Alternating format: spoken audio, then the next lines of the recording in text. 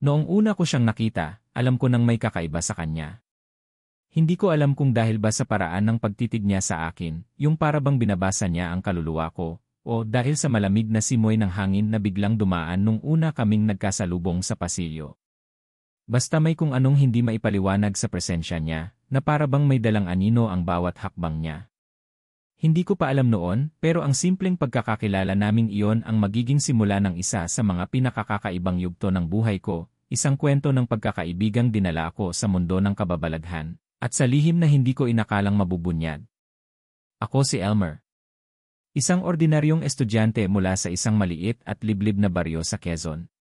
Lumaki akong kapos sa maraming bagay, pera, gamit, pagkain, at lalo na sa pagmamahal. Iniwan kami ng tatay ko nung maliit pa ako, at simula noon ay si nanay na lang ang bumuhay sa amin. Magsasaka si nanay.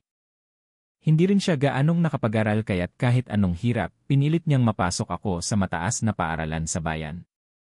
Nasa grade 11 ako nung mangyari ang lahat ng ito. Akala ko noon, ang pinakamabigat ko lang na problema ay kung paano ko ubusin ang baon kong 15 pesos sa isang buong araw.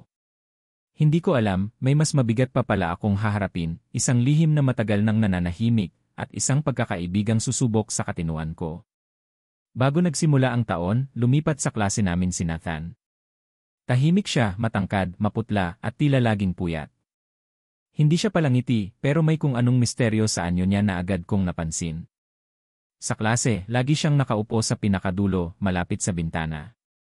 Hindi siya nakikipag-usap kahit kanino. Hindi rin siya sumasama sa mga aktibidad. Palagi siyang nakatitig sa labas, sa para bang may hinihintay o pinagmamasdan. Ako lang ata ang unang kumausap sa kanya.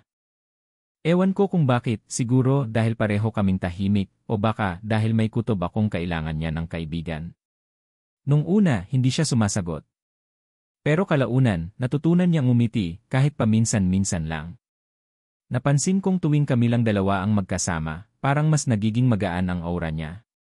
Hindi siya tulad ng iba, may lalim siya, may lungkot sa mga mata na hindi ko mawari. May kaibigan ka ba dito? Tanong ko minsan habang sabay kaming umuwi. Meron, sagot niya. Pero hindi mo siya makikita. Akala ko noong una, nagbibiro lang siya. Pero hindi siya ngumiti.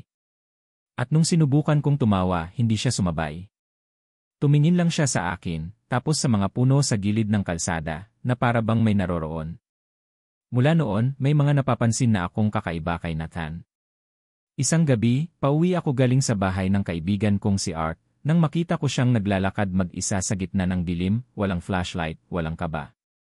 Hindi siya dapat nandoon dahil ang landas na yon ay patungo sa masukal na bahagi ng gubat na ayon sa matatanda, ay pinamumugaran ng mga nilalang na hindi tao. Tinawag ko siya pero hindi siya lumingon.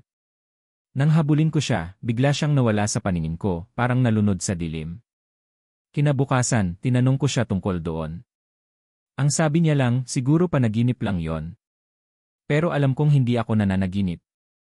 Dahil sa mismong lugar kung saan ko siya nakita, may nahulog na pulang panyo niyang madalas niyang suot sa bulsa ng uniform niya. Dahil sa dami ng tanong sa isip ko, kinausap ko si Art tungkol dito. Si Art ang pinakamatalik kong kaibigan. Siya yung tipo ng tao na palaging may baong kwento, may baong pagkain, at may baong biro.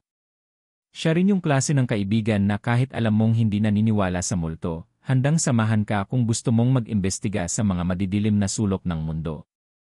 Pre, baka naman gumagawa ka lang ng kwento, tawa niya nung ikwento ko yung nakita ko. Baka may gusto ka lang kay Nathan, kaya napapansin mo lahat ng kilos niya. Hindi, Art, iba talaga siya. May nararamdaman akong kakaiba, sabi ko, at sa tono ng boses ko, alam kong naramdaman din niyang seryoso ako. Gusto mong puntahan natin yung lugar mamayang gabi, tanong niya. Hindi ko alam kung dapat akong matakot o ma-excite, pero pumayag ako. Nang gabi ring iyon, bumalik kami ni Art sa lugar kung saan ko nakita si Nathan. May dala kaming flashlight, at may kaunting asin si Art sa bulsa niya, pangontra raw, sabi ng lola niya. Wala kaming inaasahan na makita, pero nagulat kami nang makarinig kami ng mahihinang tunog ng mga yabag mula sa gubat. Hindi lang basta yabag, mabibigat, parang hindi tao. Parang hayop na malaki. Napatingin kami sa isa't isa. Tahimik. Hanggang sa may tumawag sa pangalan ko mula sa dilim. Elmer, malamig. Mahinang-mahina. Pero malinaw. Napaatras si Art. Ako naman parang napako sa kinatatayuan ko. Pare, tara na, pabulong pero mariing sabi ni Art hinilan niya ako papalayo. At habang tumatakbo kami pabalik sa kalsada, may puting anino kaming nasilayan sa gilid ng mata namin, matangkad, maputla, nakatayo sa likod ng mga puno. At kahit isang saglit lang namin siyang nakita, alam kong si Nathan yon. Kinabukasan, parang walang nangyari. Pumasok siya sa klase na parang laging walang bahid ng kakaiba. Pero ako, hindi na ako mapakali.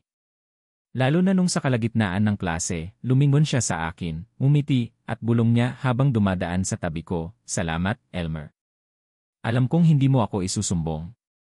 Nagkatinginan kami ni Art pareho kaming hindi makapagsalita. At doon ko naisip na may mas malalim pa sa likod ng katahimikan ni Nathan. Isang gabi, nakita ko siyang may kausap sa ilalim ng punong santol malapit sa likod ng eskwelahan. Walang ibang tao sa paligid, pero kitang-kita kong may mahaba at makintab na buhok ang aninong kausap niya, at tila gumagapang sa lupa ang paa nito, hindi normal ang anyo. Kinabukasan, may balita. Isang kuting ang natagpuang patay sa tabi ng eskwelahan, walang sugat, pero tuyo ang katawan, parang piniga ng kung anong hindi natin nakikita. At dito nagsimula ang lahat. Lalong dumami ang gabi ng mga panaginip ko na may mata sa dilim. Mga aninong sumusunod kahit walang tunog ang kanilang hakbang. At sa bawat panaginip naroon si Nathan. Nakatingin lang. Hindi nagsasalita. Pero parang humihingi ng tulong. Ang hindi ko alam, sa susunod na mga araw, ako na mismo ang lalapitan ng kaibigan niyang hindi ko dapat makita at ang kapalit ay ang sikreto ni Nathan, isang lihim na bubura sa pagkakaintindi ko sa salitang kaibigan. Mula noong gabing iyon, hindi na ako muling naging kampante. Kahit pa walang nakakakita, kahit pa tila si Nathan ay normal lang sa harap ng lahat, alam ko sa sarili kong may nangyayari. May nagtatagong anino sa likod ng mga ngiti, at ako, isang hamak na estudyante lang mula sa liblib na baryo, ang tila ginawang bantay ng isang lihim na hindi ko man lang hiningi. Lumalim ang gabi-gabi kong bangungot.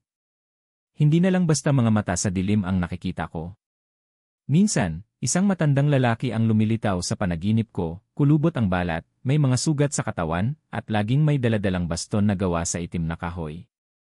Hindi siya nagsasalita. Tinititigan lang niya ako, habang unti-unting bumabalot sa paligid ang makapal na usok at mga sigaw ng mga hayop na tila pinapatay. Hindi ko na alam kung saan ako lulugar. Si Art, kahit gusto akong samahan, unti-unting nagiging alangan sa pakikisalamuha sa akin. Pre, hindi na tayo dapat makialam. Wala namang patunay eh. At kung meron man, baka mas mapahamak lang tayo.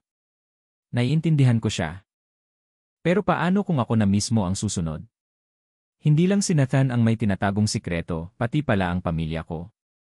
Isang hating gabi, nagising ako sa ingay mula sa silong ng bahay.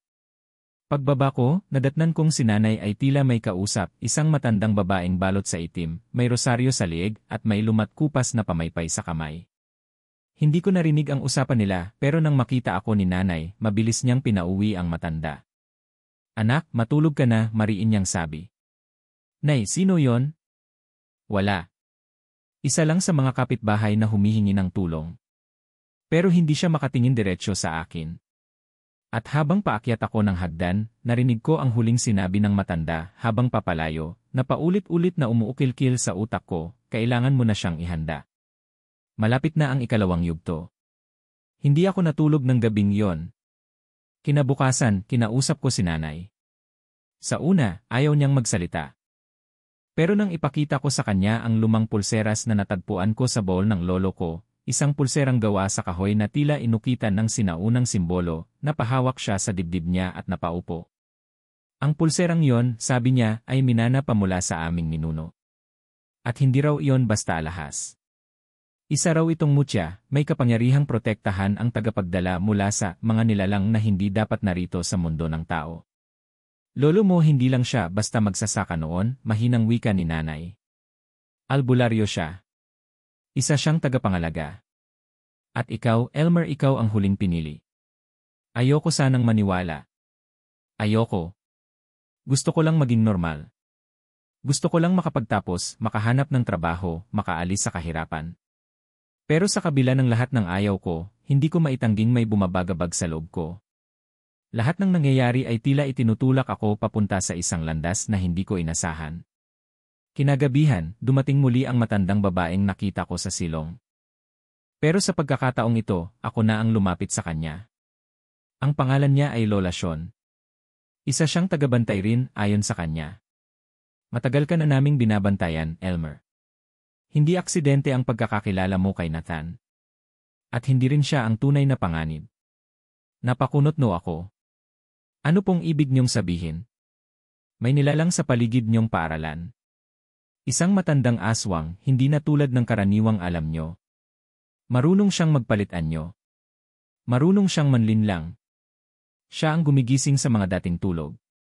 Isa siyang tagapagbukas at isa si Nathan sa mga nabuksan. Buksan? Ano pong ibig sabihin, ginising niya ang natutulog na dugo sa katawan ni Nathan. Kalahating tao, kalahating nilalang ng dilim. At kung hindi mo siya pipigilan, unti-unti siyang maaangkin ng kapangyarihang yon. Hindi ako makapaniwala. Si Nathan, ang tahimik kong kaklase, ang tanging taong tila tunay na nakaintindi sa akin, ay isang nilalang na maaaring mawala na lang sa sarili niya. Paano ko siya mapipigilan? Dito inilabas ni Lola Sean ang isang maliit na kahon na gawa sa aninag na kahoy. Binuksan niya iyon at ibinigay sa akin ang isang bato, kulay abuhin, magaan, at tila may liwanag sa gitna nito na sumisindi kapag hinawakan ko. Ito ang mutya ng alingaungaw. Hindi ito ginagamit para lumaban. Ginagamit ito para makaramdam. Binigyan ka ng kakayahang makarinig ng mga salita at sigaw ng mga nilalang na hindi mo dapat marinig. Sa sumunod na mga araw, nagsimula akong makaramdam ng kakaibang bagay. Sa tuwing suot ko ang mutya, nakakarinig ako ng bulong mula sa paligid. Sa ilalim ng puno sa eskwelahan. Sa sulok ng silid-aklatan. Sa loob ng ng mga lalaki sa likod ng science building. Mga salitang pabulong. Minsan may humihikbi. Minsan may tumatawag ng tulong. Minsan, tinatawag nila ang pangalan ko. Sinimulan ko ring magsanay sa tulong ni Lola Sean. Tinuruan niya ako kung paano alamin kung may nilalang sa paligid, kung paano gamitin ang asin, langis, at kahit ang simpleng sulyap ng mata para makita ang hindi dapat makita. Pero kahit anong gawin ko, may bahagi ng isip ko ang patuloy na tumatanggi. Hindi ito dapat ako. Hindi ito buhay ko. At sa kabila ng lahat, hindi ko maipaliwanag kung bakit, sa tuwing tinitignan ko si Nathan, may bahagi pa rin sa akin ang naniniwalang may kabutihan sa kanya. Isang gabi, sinundan ko siya. Pumasok siya sa isang lumang bodega sa likod ng paaralan. Tahimik akong sumunod, nagtatago sa dilim. At doon ko siya nakita, nakaupo sa gitna ng isang bilog na may uling at mga dahon, tila may ginaganap na ritual. At sa harap niya may isang nilalang hindi tao. Mahaba ang leeg, mahaba ang mga daliri, at pula ang mata. Huwag kang makinig sa kanila, bulong ng nilalang. Ikaw ay isinilang para sa kadiliman. Pero sumagot si Nathan. Hindi. Kaibigan ko si Elmer. Hindi ako magiging tulad nyo. Nanlamig ang buong katawan ko. May bahagi ng puso ko ang umasa na maaari pang bumalik si Nathan sa kung sino siya dati. Pero bago pa ako makaalis, napalingon ang nilalang sa direksyon ko. Tumingin siya ng diretsyo sa mata ko at sa isang iglap, bigla akong natumba. Hindi ko na maalala ang mga sumunod na nangyari. Pagdilat ko, nasa kwarto na ako. Si nanay ang nag-aalaga sa akin, at si Lola Sean ay nakaupo sa gilid. Hinawakan ka na niya, bulong ni Lola Sean. Hindi ka naligtas. Nagsimula na ang pagbubukas. At mula sa labas, sa gilid ng bintana, nakita ko ang aninong nakatayo sa dilim. Hindi si Nathan. Hindi tao. Isa itong nilalang na matagal nang nagmamasid. At ngayon, alam na niya kung sino ako. Ang tanong, handa na ba akong harapin siya? O tulad ng iba, magiging isa na rin lang akong alaala sa listahan ng mga piniling magbulag-bulagan. Hindi ako nakatulog ng maayos matapos ang gabing yon. Kahit pinilit kong ipikit ang mga mata ko, paulit-ulit pa rin ang eksena sa isip ko, ang halimaw na kausap ni Nathan, ang pulang mata nito na tila lumulunod sa iyo kapag tumitig, at ang huling sandaling nahuli niyang nandoon ako. Parang may humahawak sa dibdib ko, higpit na higpit, parang may gustong sumabog. Kinabukasan, hindi ako pumasok sa klase. Hindi ko kayang makita si Nathan. Hindi ko kayang magpanggap na ayos lang ang lahat. Umupo lang ako sa gilid ng bahay, sa ilalim ng puno ng bayabas, habang hawak-hawak ang mutya ni Lola Sean. Hawak ko siya, pero hindi ko alam kung ano ba talaga ang kaya kong gawin. Isa lang naman akong estudyanteng lumaki sa kahirapan, iniwan ng ama, at paulit-ulit na tinanggihang pakinggan ng mundo. Tapos ngayon, may inaasahan sa akin na ako raw ang pinili. Pero paano kung hindi ko kaya? Bigla kong naalala si tatay. Ilang taon na rin siyang nawala. Wala man lang kaming malinaw na paliwanag noon, isang araw, umalis siya, at hindi na bumalik. Bago siya umalis, narinig ko silang nagtatalo ni nanay. Bata pa ako noon, pero malinaw pa sa alaala ko ang tinig niya. Hindi mo to naiintindihan, Maria. Hindi ako pwedeng manatili. Hindi kapag nararamdaman ko nang bumabalik sila. Hindi ko naintindihan ang ibig niyang sabihin. Pero ngayon, habang iniisip ko ang lahat, parang may koneksyon. Baka hindi lang siya basta umalis. Baka pinili rin niyang tumakbo sa isang bagay na hindi niya kayang harapin. At ngayong ako na ang nasa gitna, naiintindihan ko na kung gaano kahirap. Pagkatapos ng 2 araw, pinilit ko nang pumasok muli. Ramdam kong may mga bulungan sa paligid ko, mga kaklase, mga guro, mga tanong kung bakit ako nawala. Pero si Nathan, tahimik pa rin. Parang walang nangyari. Sa tuwing magtatama ang tingin namin, tumatagal ng ilang segundo ang katahimikan sa pagitan namin. Hindi ako sigurado kung nagbabanta siya o kung humihingi ng tulong. Habang lumilipas ang mga araw, unti-unting nagkakaroon ng pagbabago sa paligid. Sa isang linggo lang, 3 estudyante ang nagkasakit ng hindi maipaliwanag. Isang guro ang nawalan ng malay sa gitna ng klase, namumutla, nanginginig pero walang sakit ayon sa doktor. May mga alagang hayop na natatagpuang patay tuwing madaling araw, wala ring sugat, pero tuyong-tuyo ang katawan. Umiikot na siya, sabi ni Lola Sean noong muli niya akong bisitahin. Pinapakain na niya ang sarili niya para lumakas. Kapag sumapit ang 7 gabi, magpapakita na siya sa tunay niyang anyo. At kapag nangyari yon, wala nang balikan. Ano nang meron sa 7 gabi? Yon ang takdang oras kung kailan kumpleto na ang pagsasanib nila ni Nathan. Kapag nangyari yon, hindi mo na siya kayang ibalik. Magiging ganap na siyang tagapaghatid ng dilim. Parang tumigil ang mundo ko. Ibig sabihin, may natitira pa akong oras. Pero paano ko siya maililigtas? At paano kung sa pagtangkang iligtas siya, ako naman ang mawala? Hindi ko na alam kung sino pa ang mapagkakatiwalaan ko. Si Art, kahit gusto pa rin akong samahan, ay halatang nagdadalawang isip na. Lalo na nang muntik na kaming mahulog sa kanal ng may kung anong tumalon mula sa poste habang pauwi kami. Hindi tao ang aninong yon, malaki, mabigat, at may mapupulang mata. Tumalon at tumakbo pero ramdam naming hindi iyon pangkaraniwan. Pre sa totoo lang natatakot na ako, sabi ni Art habang nililinis ang gasgas sa braso niya. Hindi ko alam kung kaya pa kitang samahan sa giyerang to, hindi kasi ito normal, Elmer. Wala tayong laban dito. Hindi ako nakasagot. Naiintindihan ko siya. Sa totoo lang, ako rin naman natatakot. Pero habang lumalalim ang gabi, habang lumalakas ang bulong ng mga nilalang sa paligid, mas lalo kong nararamdaman ang bigat ng dapat kong gampanan. Isang gabi, habang tulog si nanay, narinig kong kumaluskos sa likod ng bahay. Dahan-dahan akong lumabas, hawak ang mutya. Sa liwanag ng buwan, may aninong mabilis na dumaan sa pagitan ng mga puno. Sumunod ako. Tahimik. Walang ingay. Hanggang sa makarating ako sa matandang sapa sa dulo ng palayan. Doon ko siya nakita. Isang babae, kasing ganda ng diwata sa mga alamat. Mahaba ang buhok, maputi ang balat, at parang lumulutang ang kanyang hakbang sa ibabaw ng tubig. Pero hindi siya masaya. Malungkot ang kanyang mga mata. At nang magsalita siya, para bang naririnig ko ang boses sa loob ng utak ko. Elmer, pinili kang maging bantay hindi dahil malakas ka. Pinili ka dahil kayang-kaya mong magmahal. Anong ibig mong sabihin? Ang nilalang na iyong kaharap, ang tagapagbukas, ay hindi lang simpleng halimaw. Isa siyang dating bantay na tinukso ng kapangyarihan. Gusto niyang gawing kasangkapan si Nathan para muling mabuksan ang lihim na lagusan, 100 papunta sa mundo ng mga nilalang na pinatalsik noon pa man. Nathan, ano nang kinalaman niya ron?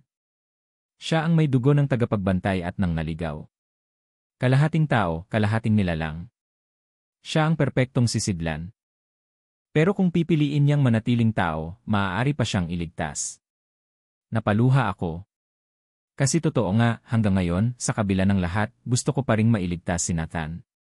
Gusto kong maniwalang may natitira pa sa kanya. Pero paano ko siya makukumbinsi, kung sa bawat araw ay lalo siyang nilalamon ng dilim? Mahal mo ba siya? Tanong ng nilalang sa sapa. Napatingin ako sa kanya. Hindi ako sumagot. Pero sa loob-loob ko, alam ko ang sagot. Hindi ko alam kung pagmamahal ba ang tamang salita. Pero si Nathan lang ang unang taong tumingin sa akin, hindi bilang mahirap, hindi bilang iniwan, hindi bilang wala. Tiningnan niya ako bilang si Elmer, isang kaibigan. At kung may paraan para ibalik yon, handa akong lumaban. Kinabukasan, pagpasok ko sa paaralan, napansin kong wala si Nathan. Mula sa bintana, nakita ko ang langit, madilim kahit umaga. Parang may paparating. At sa bawat sulok ng silid, tila may malamig na hangin na dumadaloy, kahit sarado ang lahat ng bintana. Pag-uwi ko, may iniwang sulat si Nathan sa mesa sa labas ng bahay namin. Walang pangalan, pero alam kong siya yon. Huwag mo na akong hanapin. Hindi mo ako maliligtas. Pero salamat dahil kahit minsan, naniwala ka. Napaupo ako. Napayuko.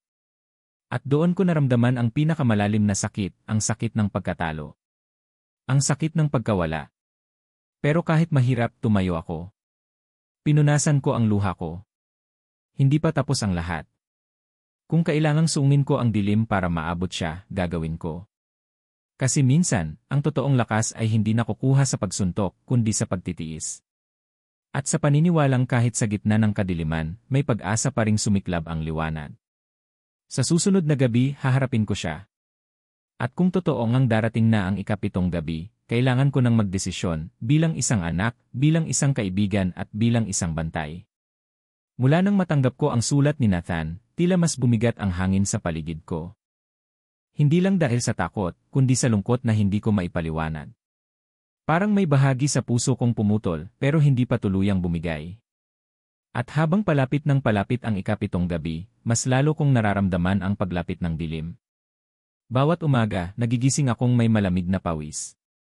Bawat gabi, may mga aninong gumagalaw sa likod ng mga bintana.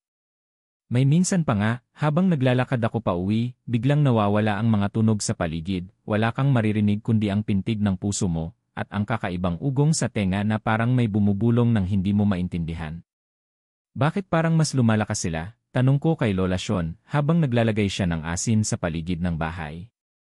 Dahil pakiramdam nila, malapit ka ng sumuko. Nararamdaman nila ang takot mo.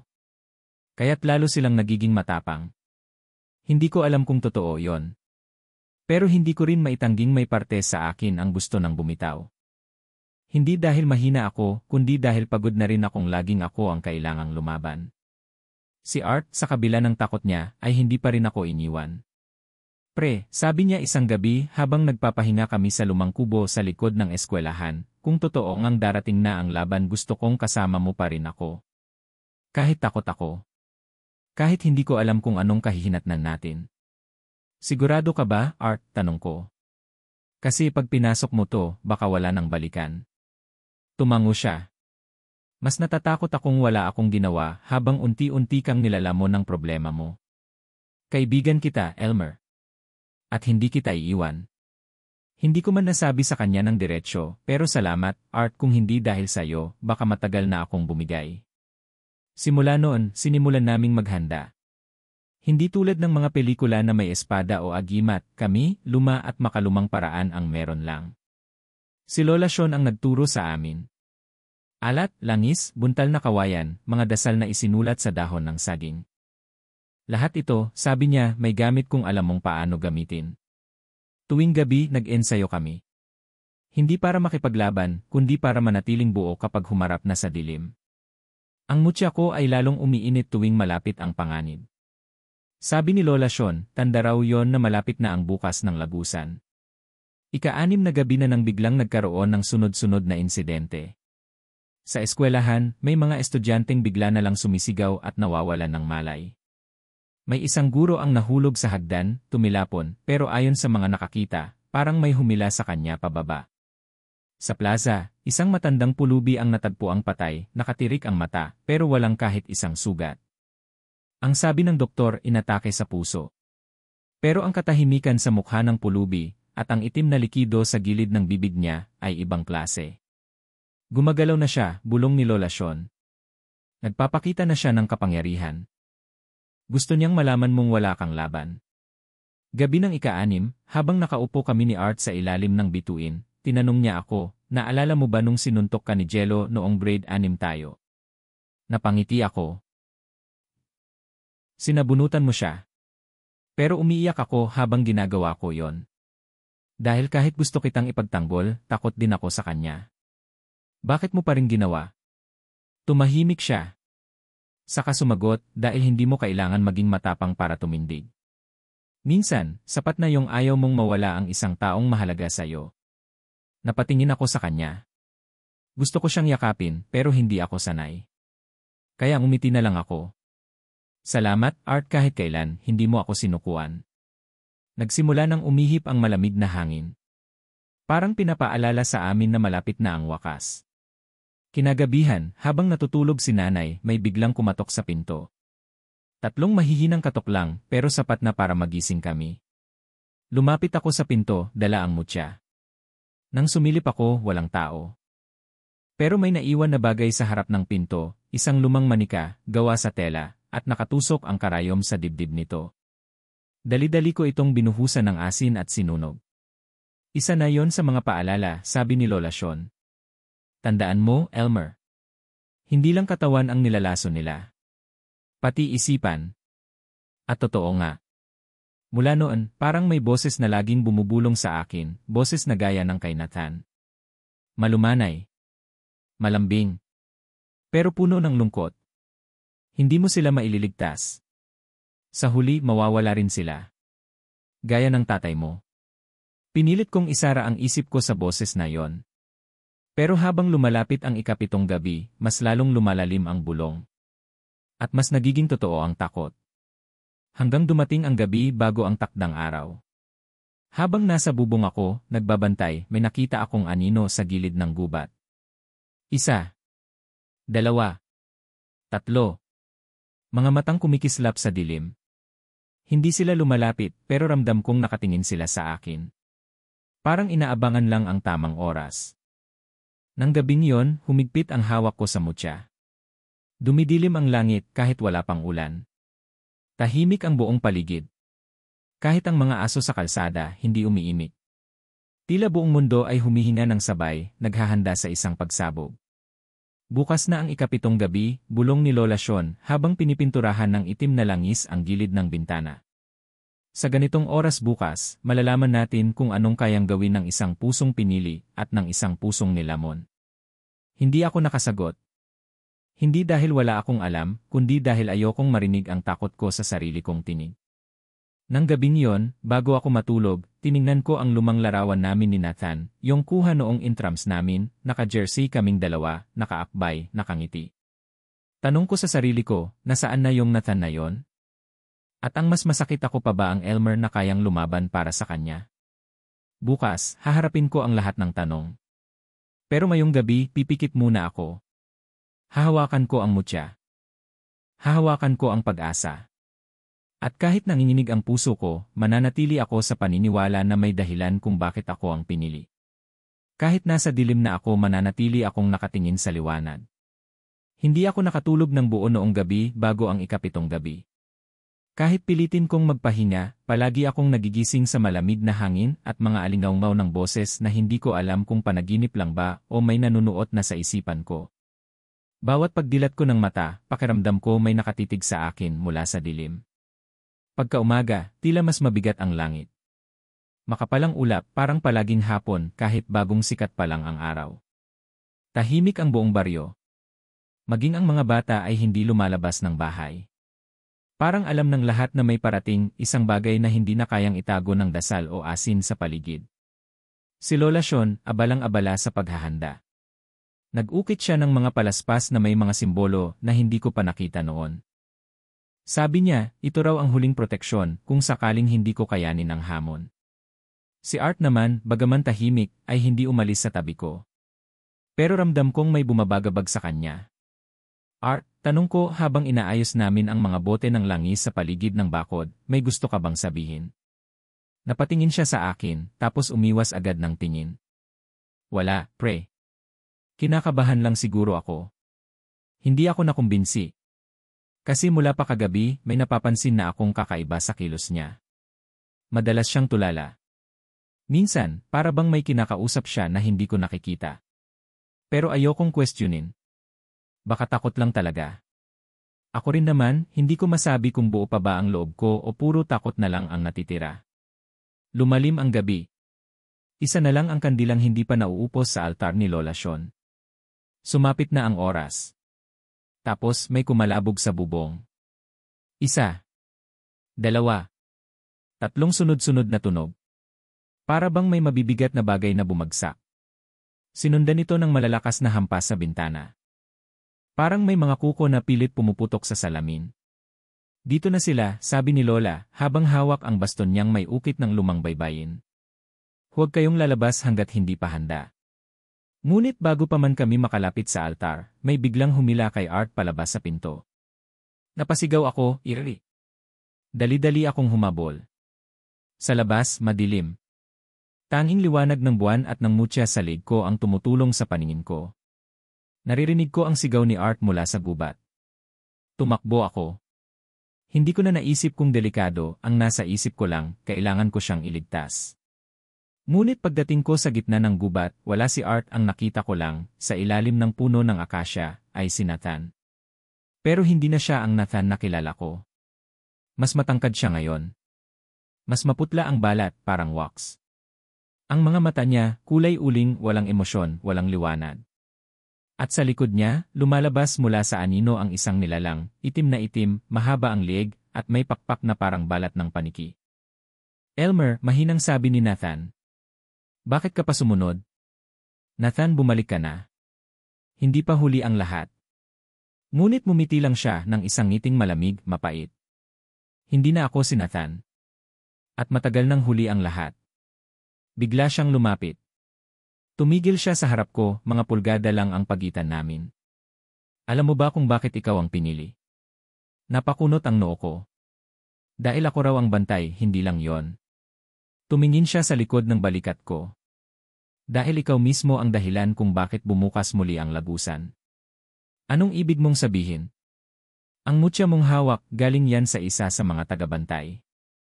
Pero alam mo bang ang dugo mong dumadaloy ay hindi lang basta tao? Tumigil ang mundo ko sa narinig kong yon. Hindi mo ba naisip, Elmer, kung bakit bigla na lang nawala ang tatay mo? Hindi dahil iniwan kayo. Kundi dahil siya ang una naming sinubukang gamitin bilang sisidlan. Pero tumanggi siya. Tumakas. At sa pagtakas niya dinala ka niya. Hindi totoo yan. Totoo, Elmer. Kalahati ka rin naming lahi. Isang tagabantay at isang tagapagdala ng dilim. Ikaw ang tunay na susi sa pagbubukas ng lagusan. Ako lang ang palusot. Ikaw ang hinahanap nila. Parang may sumabog sa dibdib ko. Lahat ng pinaniniwalaan ko, lahat ng inasahan kong totoo, gumuho sa harap ng isang katotohanan. Kaya pala ramdam ko ang dilim kahit minsan wala pa naman. Kaya pala laging may bulong kahit ako lang mag-isa. Hindi dahil sa akin lang sila lumalapit. Dahil bahagi ako ng kanila. Hindi ko to tinanggap. Hindi ako isa sa inyo pero tinatanggap ka nila, Elmer. Lalo na ngayon. At mula sa paligid, unti-unting lumabas ang mga nilalang. Mga anyong hindi kayang ilarawan, ang ilan may mahahabang dila, ang ilan walang mukha, ang ilan naman ay parang binuo mula sa usok at multo. Pinalilibutan na nila ako. At bigla kong naalala si Art, nasaan si Art. Tumawa si Nathan, isang tawang malungkot, parang may halong awa. Patawad. Pero hindi mo dapat siyang pinagkatiwalaan. At mula sa likod ng isa sa mga nilalang, lumabas si Art pero hindi siya sugatan. Hindi siya mukhang bihag. Nakangiti siya. At sa mata niya may kakaibang kinang. Pasensya na, pre, mahina niyang sabi. Matagal na akong alam ang totoo. Hindi kita nilapitan para maging kaibigan. Nilapitan kita dahil kailangan ka nilang bantayan. Kailangan nilang siguraduhin hindi mo masisira ang plano. Lahat ng yon peke. Nanginginig ang tinig ko. Umiling siya. Hindi lahat. Minahal din kita bilang kaibigan, Elmer. Pero hindi ko rin kayang suwayin ang pangako ko sa kanila. Ako ang tagagabay mo at ang tagabantay mo kung sakaling tumalikod ka sa papel mo. Pero ngayon, mukhang tapos na yon. Dumilim ang paligid. Umihip ang malamig na hangin. Lumingon ako sa mutya ko at bigla itong nagliyab ng bughaw. Lahat sila umatras ng kaunti. Sabi ni Lola Sean, kapag ang mutya ay nagliyab ng asul, ibig sabihin ay gumising na ang likas na kapangyarihan ng tagapagdala. Tumingin si Nathan sa akin. Ngayon, alam mo na.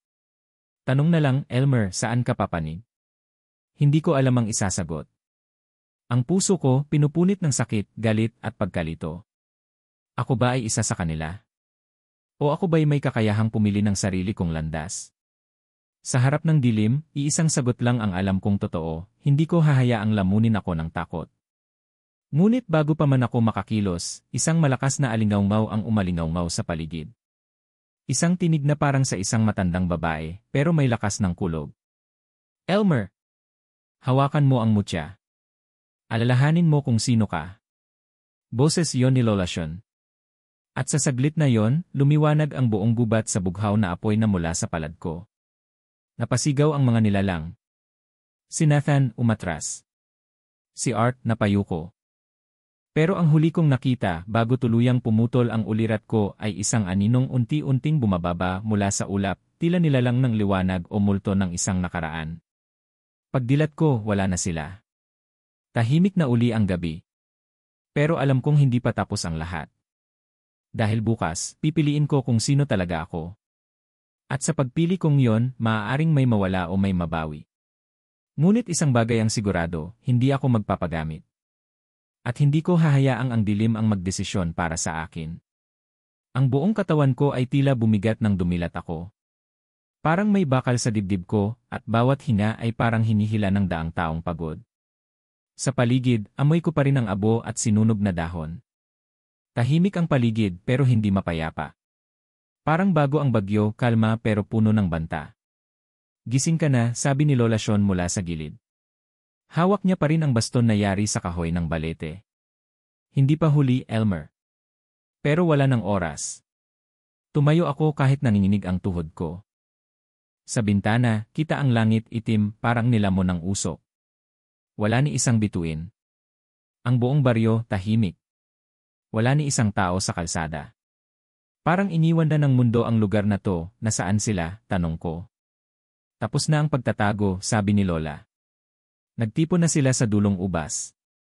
Doon magaganap ang huling pagtawag. Doon muling bubuksan ang lagusan. At doon ko naintindihan ito na. Wala nang atrasan. Habang naglalakad kami papunta sa lugar, walang kibuan. Ang bawat hakbang ko sa putik ay parang may hatak ng nakaraan. Sa isip ko, bumabalik ang mga alaala, si nanay, si tatay na iniwan kami noon, ang mga gabi ng gutom, ang mga panahong naramdaman kong walang may gusto sa akin kundi si Art. At ngayon, kahit siya hindi ko na alam kung alin ang totoo. Nang makarating kami sa dulong ubas, nakita ko agad ang bilog na hukay sa gitna ng gubat. Parang sugat sa lupa, itim, umuusok, at may liwanag na parang mula sa ilalim ng mundo. Doon sila, si Nathan, si Art, at ang iba pang nilalang ng dilim. Nakapaligid sila sa hukay, nakaangat ang kamay, nagdadasal sa isang salitang hindi ko maintindihan. Nauna na sila, bulong ni Lola. Kapag nabuksan na ang lagusan, tuluyan na silang makakatawid sa mundo natin. Lumapit ako. Hindi ko alam kung lakas ng loob o galit ang nagtulak sa akin. Sigaw ko, Nathan. Tumigil siya. Dahan-dahan siyang humarap sa akin. Akala ko hindi ka na darating. Hindi ko hahayaan ang ginagawa niyo. Hindi mo na mapipigilan, sagot niya. Nagsimula na. Kahit anong gawin mo, parte ka nito. Kung parte ako, kaya ko rin itong pigilan. Napatingin siya sa mutya sa leg ko, nagliliyab na naman ng bughaw. Kaya mo ngang sirain ang lagusan. Pero may kapalit. Anong kapalit? Lahat ng may dugong kadiliman mawawala. Mawawala ako. Si Art. At ikaw. Biglang bumilis ang tibok ng puso ko. Hindi ako handang marinig yon.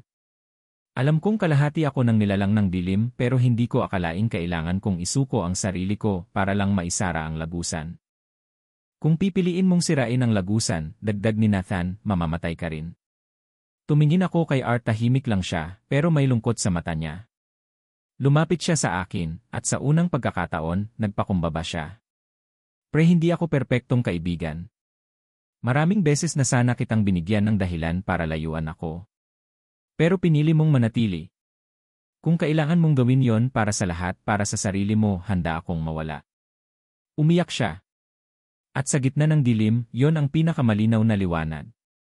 Tapos ay binigay niya sa akin ang kabibe, ang lumang bagay na bigay sa kanya ni Lola noon.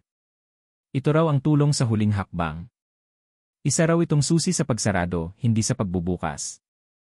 Hawak ko na ngayon ang mutya at ang kabibe. Tumitingkad ang liwanag sa palad ko. Pili ka na, Elmer, sabi ni Nathan. Sumama ka sa amin at magiging hari ka ng bagong daigdig. O isara mo ang lagusan at mawala kasama kami. Ang katawan ko nanginginig. Umiiyak na ang kaluluwa ko. Pumipintig ang puso ko sa takot at galit.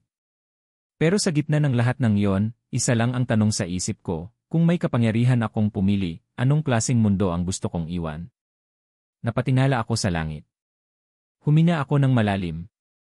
At sa isang sigaw, ibinaon ko ang kabibe sa lupa, sa mismong harap ng lagusan. Sa saglit na yon, parang sumabog ang hangin.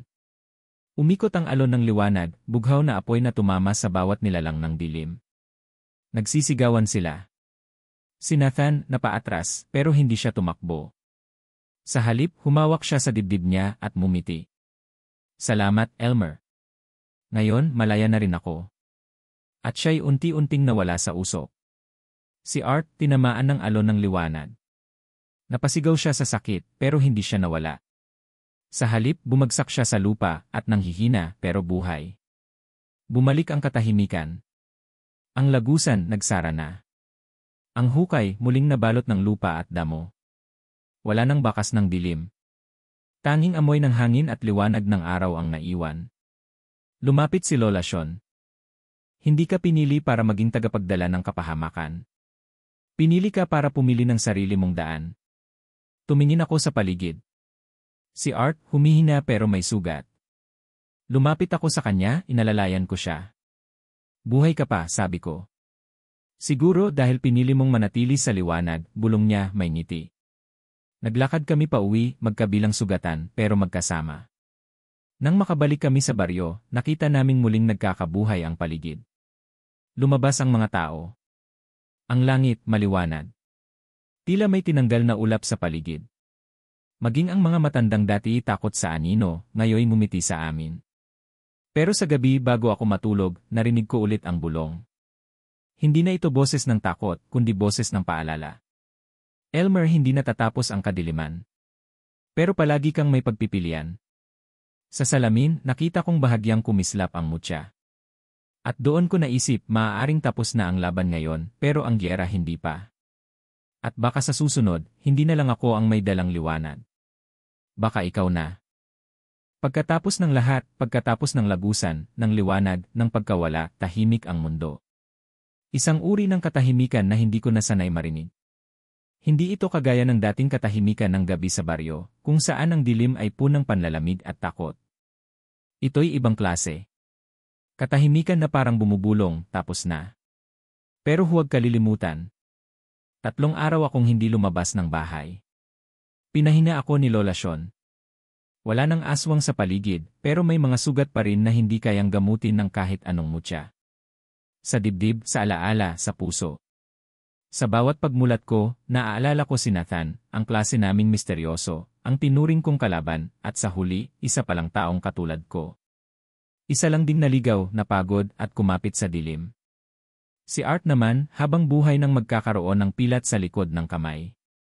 Isang bakas ng liwanag na kumain sa parte ng katauhan niya. Pero hindi siya nawala. At higit pa roon, hindi rin siya tumalikod sa akin.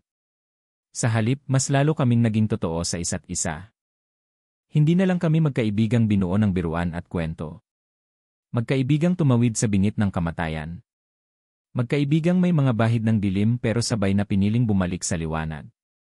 Hindi ko alam kung papaano mo yon nagawa, sabi niya sa akin, habang nakaupo kami sa ilalim ng punong mangga sa likod ng bahay ni Lola.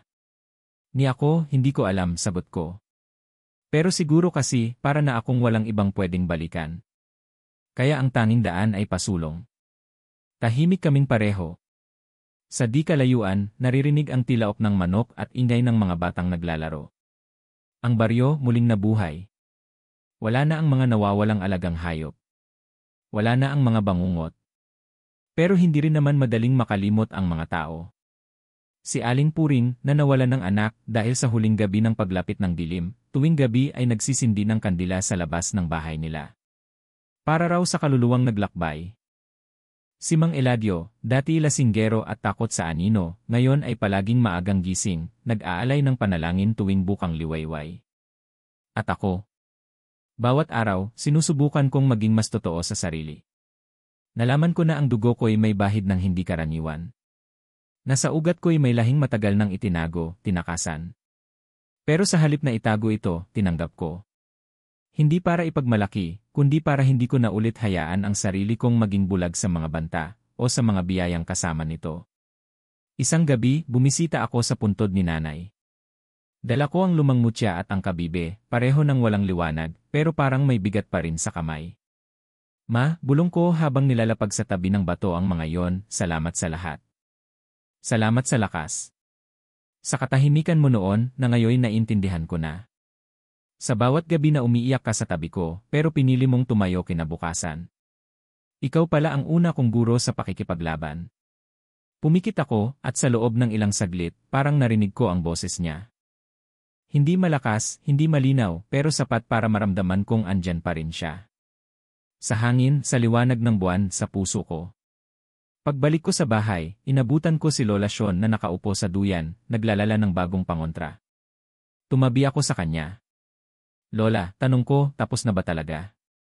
Ang kadiliman, nak, sagot niya, hindi natatapos. Parang gabi lang yan. Dumarating, umaabot, bumabalot. Pero ang araw palaging sumusunod. Pero paano kung bumalik sila? Tandaan mo lang kung sino ka. Dahil ang dilim, hindi ka nito basta makakain kung alam mong may apoy ka sa loob. Hindi ko alam kung bakit, pero sa gabing iyon, mahimbing ang tulog ko. Walang bangungot. Walang pagkalos ng dibdib. Pagmulat ko, ramdam kong may isang yugto sa buhay ko ang tuluyang nagsara. At isang panibago ang pwedeng simulan. Naging mas tahimik ang buhay sa baryo. Si Art ay mas naging matulungin, naging aktibo sa mga gawain sa komunidad. Minsan kami ay tumutulong sa pag-ayos ng mga nasirang bahay, minsan naman nagkukumpuni ng mga sirang bubong. Hindi niya na kinukubli kung sino siya noon. At sa pagtanggap niya sa sarili, mas tinanggap din siya ng mga tao. Ako naman ay sinimulan ang pag-aaral sa ilalim ni Lola Sean. Hindi bilang albularyo, kundi bilang tagapagbantay. Taga-alala. Isa na ngayong tagapagsalaysay ng mga nangyari. Dahil kung may natutunan ako sa lahat ng ito, ito'y ang kahalagahan ng pag-alala. Dahil sa bawat kwentong nalilimutan, may panganib na maulit ang kasaysayan. At isang araw, habang tinutulungan ko si Lola sa pag-aayos ng mga lumang aklat, may nahulog na papel. Luma, dilaw at halos kupas na. Isang sulat. Galing kay tatay. Para sa anak kong si Elmer, kung nababasa mo ito, baka isa ka na ring tagapagdala ng liwanag. Pasensya na kung iniwan kita. Hindi dahil duwag ako. Kundi dahil pinili kong bantayan ka mula sa malayo. Sa likod ng dilim, may mga boses na gustong agawin ka. Pero alam kong paglaki mo, pipiliin mong lumaban. Nasa iyo ang lakas ng ina mo at ang pagdududa ng puso ko. Pero pag pinagsama mo yan, magiging sandata mo yan laban sa kahit anong dilim. Umiyak ako. Tahimik lang. Kasi doon ko naintindihan kahit ang mga iniwan tayo may dahilan. At kahit ang mga minsay na wala sa gitna ng kwento, maaaring sila pa rin ang nagtutulak sa atin patungo sa wakas. Bumalik ako sa puno ng mangga sa likod bahay. Tinignan ko ang langit. Wala nang itim, kundi bughaw at may piraso ng ulap. Sa baba ko, may mga batang tumatawa, naghahabulan. At doon ko naisip. Baka sa huli, hindi ang laban sa dilim ang pinakamahalagang bahagi ng kwento. Kundi yung pagpili nating mabuhay, magmahal, at magpatuloy, kahit pasugatan, kahit pa may iniwang takot. Dahil ang liwanag, hindi lang galing sa mutya, kabibe, o anting-anting. Ang liwanag tayo mismo yon.